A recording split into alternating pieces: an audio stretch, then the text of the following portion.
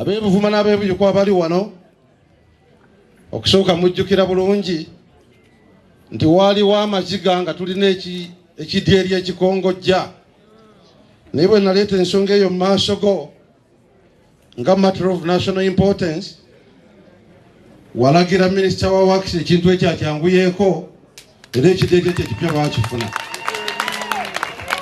Oluguudo lwaffe olwali luva e Kayunga okugenda paka Kasana ne bridge yaako ne Isimba Dam, esente ze baali bazijaza amanyiza nga n'olutindo tebaluteeseeko.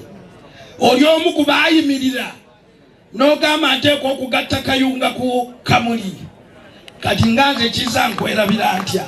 Kaakati ku kitebe eyo tulina okwongera okutunda mu management yaayo, kubanga obwobuuza sente muzikozesa ki tebakubuulira, naye nga ate nnyingi zaalibadde zisobola okutuzimbira offices mu districts zaffe, zaalibadde zisobola n'okusasulira meeting zammwe n'obusala bwammwe obutono.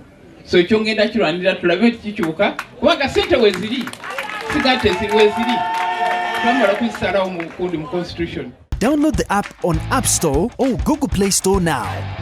Vision Digital Experience, the future of media.